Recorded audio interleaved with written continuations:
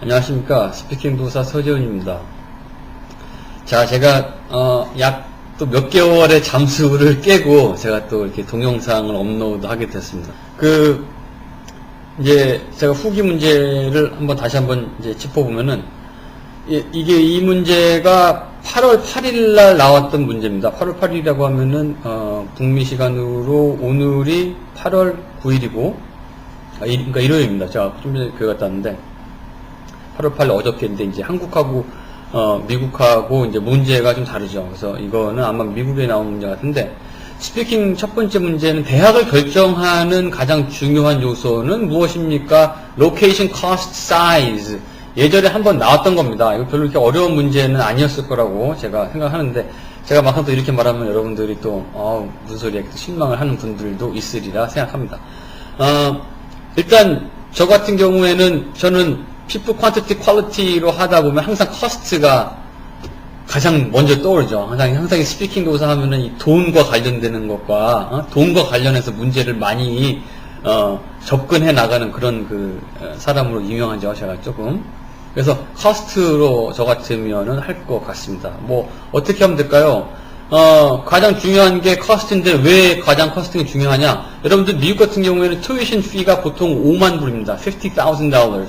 하버드 같은 경우, MIT 같은 경우에는 그러고 주립대학교 정도나 가야지 한 3만 5천 불에서 4만 불. 유학생들은 이제 장학금도 못 받죠.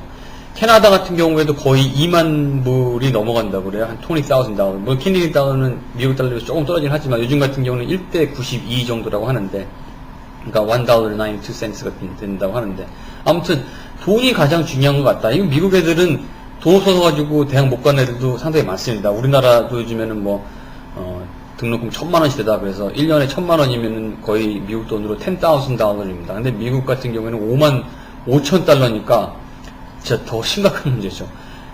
그렇다고 해서 제가 우리나라 등록금을 더 올려야 된다는 그런 뜻은 아니고요. 오해하지 마시기 바랍니다. 자, 그래서 한번 커스트를 해보겠습니다.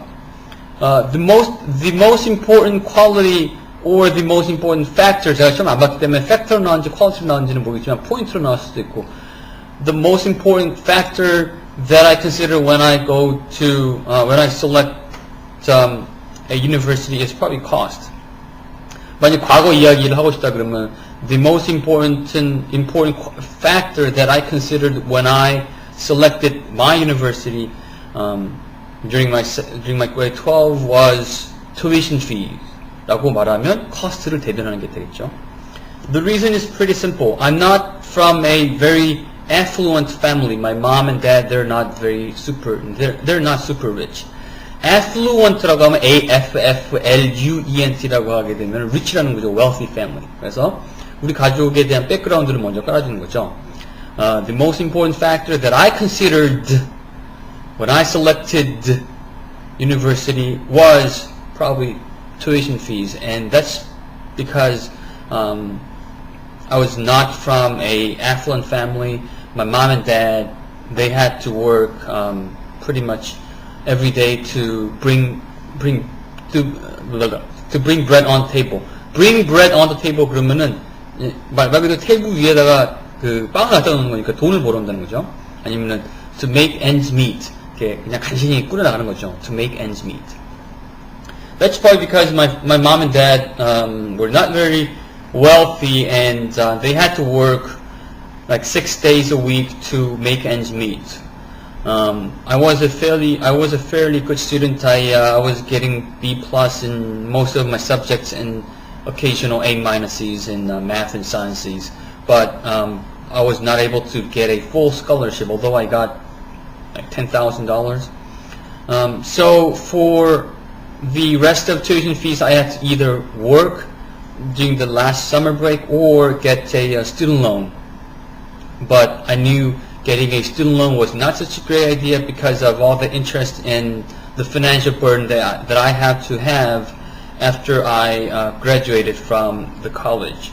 So instead of going to a big, famous private school in the Ivy League, I had to go to a fairly small state university nearby my hometown. And, well, it turned out that my future was not that promising.